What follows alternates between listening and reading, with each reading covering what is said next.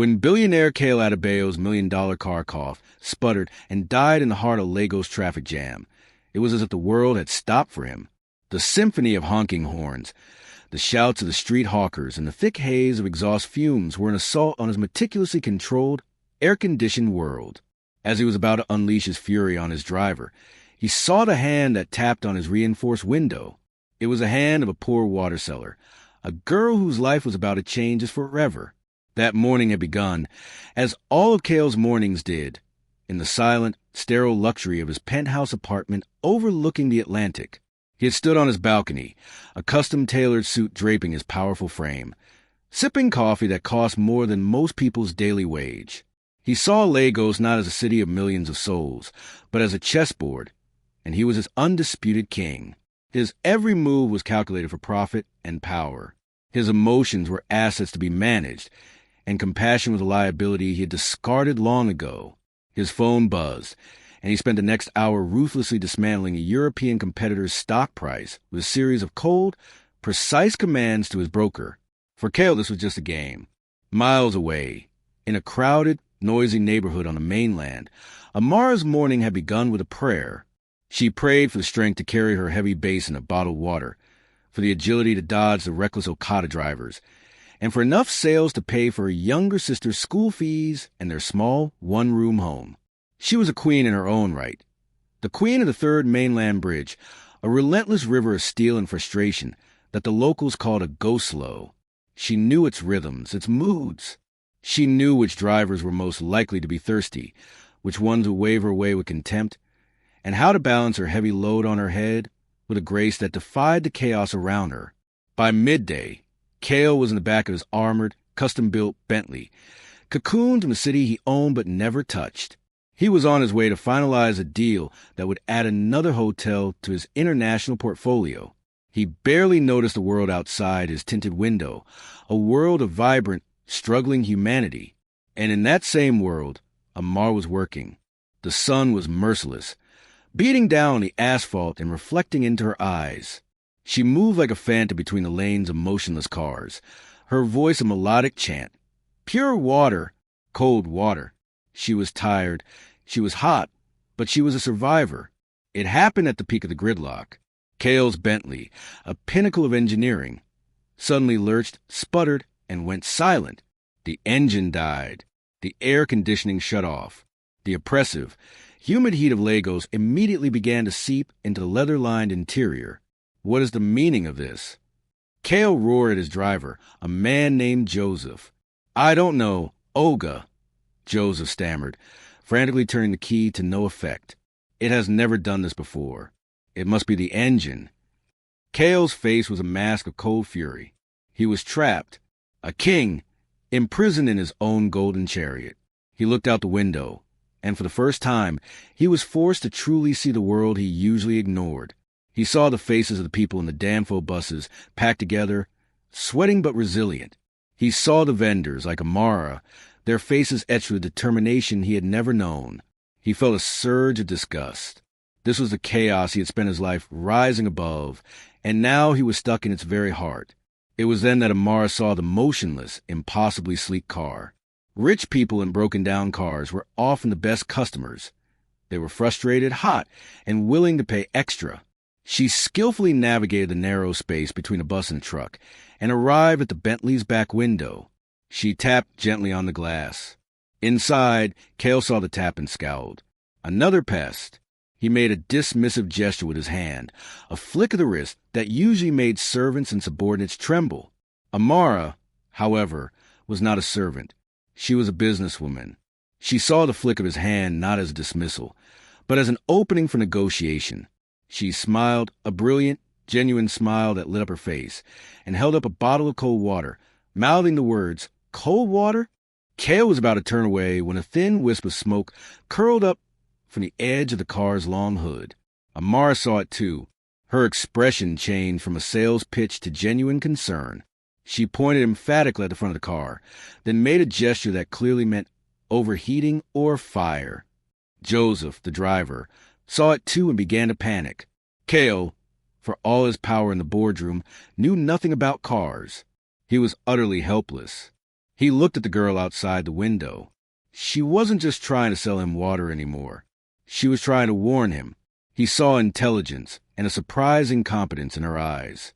With a frustrated sigh, he pressed the button to lower the armored window a few inches. "What is it?" he barked, his voice accustomed to being obeyed. Amara was not intimidated. She had dealt with angry men her whole life. "Olga, your car is smoking," she said, her voice clear and calm over the noise of the traffic. "It is the engine. You cannot stay inside. It is not safe." Before Kael could reply with another arrogant dismissal, she added, "There's a mechanic Babatund just off the bridge at the next exit. I can show your driver. But you must get out of the car. It is too hot. You will get sick." Kael stared at her. This girl, this street hawker, was not just selling water. She was offering a solution. She was taking charge. It was both infuriating and, to his surprise, deeply impressive. The heat in the car was becoming unbearable. He knew she was right. He made a decision. It felt like a surrender. "Joseph," he commanded, "open the door." He stepped out of the car, his expensive Italian leather shoes landing on the grimy, oil-stained asphalt of the bridge. The wall of heat and noise hit him. He, Kael Adebayo, was standing exposed and vulnerable in the middle of a Lagos go-slow. He looked at the endless line of cars, then at the girl standing before him. She held out a bottle of water. "You will need this, Olga," she said, not as a sales pitch, but as a statement of fact. He looked at the cheap plastic bottle, then at her outstretched hand. In that moment, the power dynamic of his entire world was turned upside down. The billionaire king was helpless, and his only hope, his only guide in this chaotic new territory, was a poor girl who sold water in the traffic. He reached into his pocket for money, but his hand stopped. He looked at her, really saw her for the first time, not as a nuisance, but as a person. His day of disaster was her everyday reality, and she was navigating it with a strength he could not comprehend. Kael took the bottle of water. The plastic felt flimsy and cheap in his hand, a stark contrast to the heavy crystal glasses he was used to. He opened it and drank, the water tasting of pure, unadulterated survival. He stood awkwardly by his dead car, a titan of industry reduced to a roadside spectacle. People in the packed Danfo buses stared at him, some with pity, some with amusement. For the first time in his adult life, Kael Adebayo was not in control, and the feeling was deeply unsettling. Amara, however, was in her element. The chaos was her stage. "Joseph," she called out to the driver, who was still looking at the smoking engine with wide, panicked eyes. "Olga, leave the car. It is not safe. We must go now. The area boys will soon come if they see a rich man's car broken down here." The mention of the notorious street gangs was enough to spur both men into action. Kael, swallowing his pride, nodded. "Do as she says." Amara led the way. She didn't walk on the main road, but slipped into a narrow, almost invisible path on the side of the bridge, a pedestrian walkway that Kael had never known existed. He and Joseph followed, two men in expensive suits, stumbling after a girl in worn-out sandals. The journey was an assault on Kael's senses. The noise was deafening, a chaotic blend of horns, shouting, and loud music from passing cars. The air was thick with the smells of street food, open sewers, and the sweat of a million hustling bodies. It was a raw, unfiltered scent of Lagos, a scent his climate-controlled life had always shielded him from. He watched Amara navigate this world with an effortless grace. She greeted other hawkers, exchanged a quick, coded joke with a traffic warden who let them pass, and bought a roasted plantain from a woman on the corner, paying with a few crumpled notes. She moved through the crowd not as a victim of it, but as a vital part of its ecosystem. She was not just surviving, she was living. They finally descended from the bridge into the bustling neighborhood of Yaba. The streets here were narrower, the buildings a chaotic mix of old colonial architecture and hastily built concrete structures. They turned into a side street, and the noise changed from traffic to the sound of hammering metal and shouting mechanics. This was Baba Tun's domain. The workshop was not a building, but a sprawling, open-air space under a large mango tree, filled with the skeletons of cars in various states of repair. It was oily, loud, and messy, but it pulsed with vibrant, communal energy. A large, older man with a kind face and oil-stained hands, emerged from under a car. "Amara, my daughter," he boomed, his voice warm. "What trouble have you brought me today?" Baba turned. Amara said with a respectful smile, "No trouble, just customers. This Oga's car has died on the bridge. His driver is with it. Can you help?" Baba Tun looked Kael up and down, his experienced eyes taking an expensive suit and the man's obvious discomfort. He chuckled. "A big fish in a small pond. Don't worry, Oga, we will take care of you." He dispatched 2 of his young apprentices to go with Joseph to the bridge. Now, there was nothing to do but wait. Kael stood awkwardly to the side, feeling intensely out of place. Amara, however, was perfectly at home. She sat on an overturned tire, chatting easily with Baba Tun about his family, about the price of spare parts, about the latest neighborhood gossip. Kael watched them, fascinated. He saw how the old mechanic treated her, with a fatherly affection and deep respect. Here, in this oily, chaotic world, this poor water seller was not invisible. She was known. She was valued. Kael felt a sudden, urgent need to reestablish the old power dynamic. He walked over to her. He pulled out his wallet, a sleek object of fine leather, and extracted a thick wad of crisp Naira notes. It was more money than Amara likely saw in a year. "Here," he said, his voice returning to its usual commanding tone. "This is for your trouble, for your help." Amara stopped talking and looked up at him. She looked at the money in his hand, then back at his face. She didn't reach for it. Instead, a small, almost sad smile touched her lips. "Oga, I did not help you for money," she said quietly. "I helped you because you were in trouble. That is what we do here." Kael was stunned into silence. He had used money to solve every problem, to buy every loyalty, to command every action his entire life. The concept of a transaction without a price was utterly foreign to him. Her gentle refusal was a greater blow to his ego than any business rival's victory. It told him that his currency, the only one he truly understood, had no value here. He awkwardly put the money away, feeling a flush of shame. He sat down on another tire, a few feet away from her, and for the first time he just listened. He listened to her talk about her sister's dream of becoming a doctor. He listened to her laugh, a sound as bright and clear as the water she sold. He began to see her not as a poor girl, but as Amara, a person of immense strength, pride, and a quiet, unshakable integrity. An hour later, Joseph returned with Baba Tun's boys. The news was not good. The Bentley's engine had a serious electrical fault. It couldn't be fixed on a roadside. A tow truck had been called. It was time for Kael to return to his world. Another of his cars, a discreet black SUV, was already on its way to a nearby junction to pick him up. As they prepared to leave, Kael turned to Amara. I must thank you again," he said, the words feeling clumsy in his mouth. "You have been very capable." "It is nothing, Oga," she said with a simple shrug. "No, it is something," he insisted. He paused, then did something impulsive. "May I have your number?" He saw the surprise in her eyes and quickly added, "I want to properly compensate you for your time. And for the water." It was a lie, and they both knew it. He didn't want to compensate her. He wanted to understand her.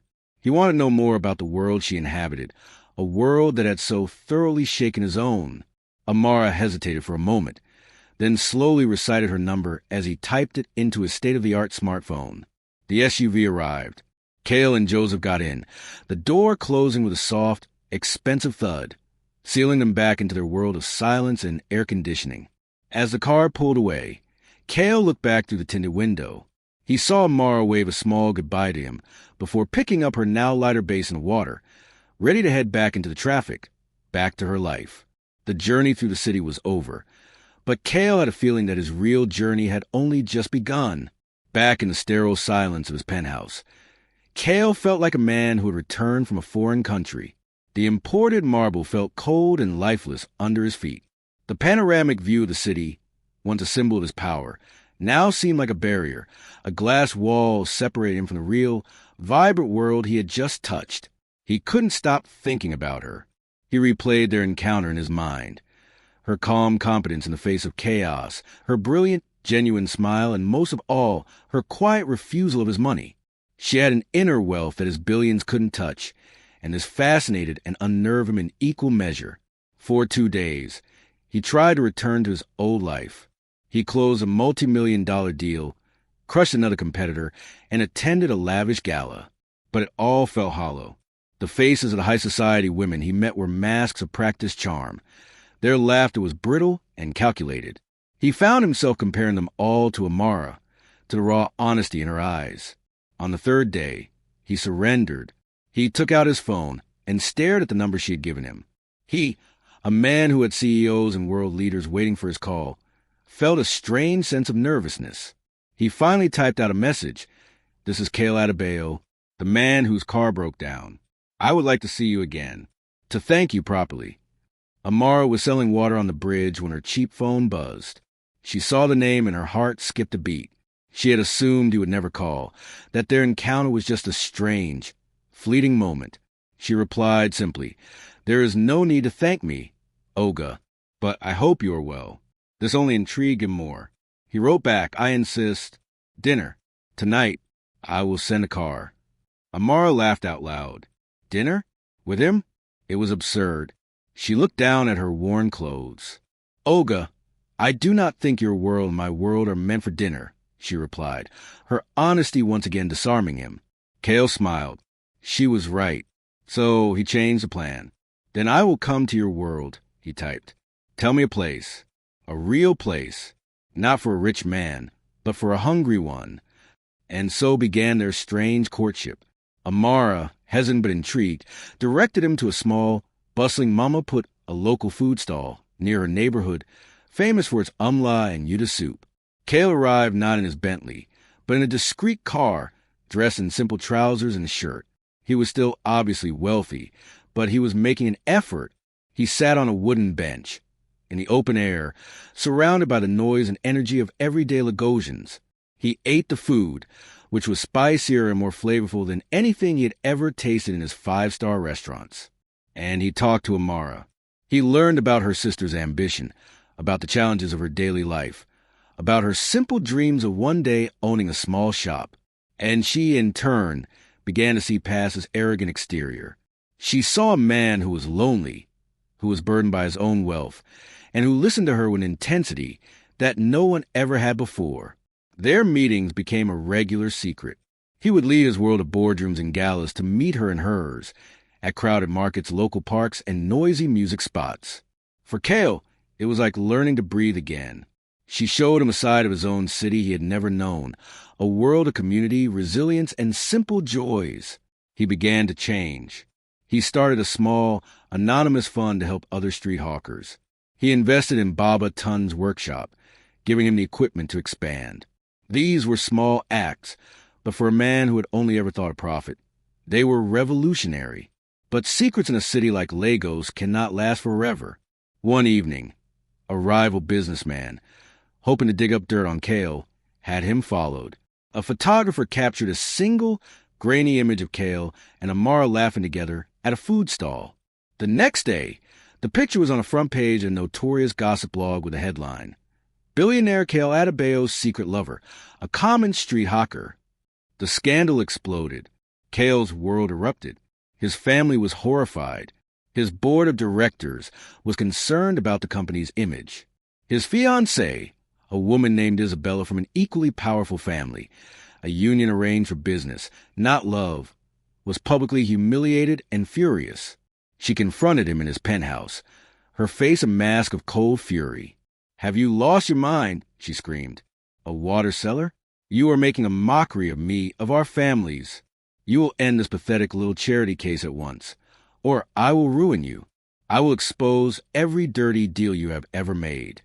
The pressure was immense. His family threatened to disown him. His board called an emergency meeting. The world he had built was threatening to collapse, all because of a poor girl from the streets. The old Kael would have cut his losses immediately. He would have paid Amara off, sent her away, and repaired the damage to his empire. He went to see her that night. He found her outside her small home, surrounded by neighbors who were now looking at her, with a mixture of awe and suspicion.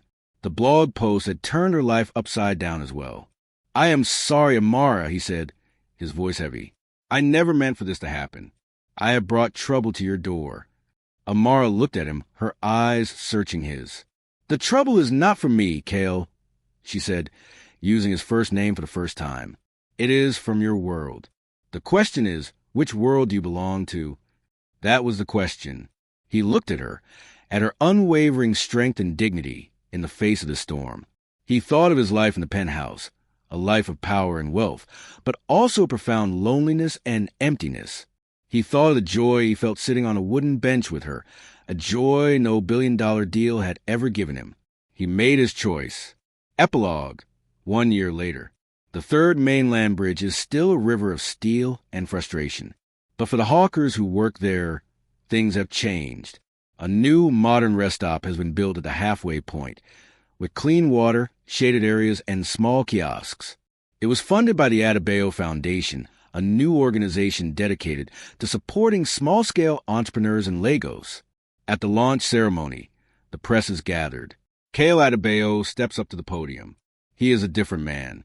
The cold arrogance in his eyes has been replaced by a warm, calm confidence. He speaks not of profit, but of people, of community, of the resilience of the human spirit. Standing in the front row, watching him with a proud smile, is Amara. She is no longer a water seller. She is a co-chair of the foundation. Her sharp business instincts, honed on the streets of Lagos, now being used to change thousands of lives. She is dressed in a simple but elegant Nigerian design dress, a queen who has built her own kingdom, not of money, but of hope. After the speech, Kael walks over to her, ignoring the flashing cameras. He takes her hand. Their two worlds did not collide and destroy each other. Instead, they had merged, creating something new, something better. The billionaire who had been trapped in his golden chariot had finally been set free by the poor girl who sold water in the traffic. And in the heart of the world's most chaotic city, they had found their own perfect, peaceful center.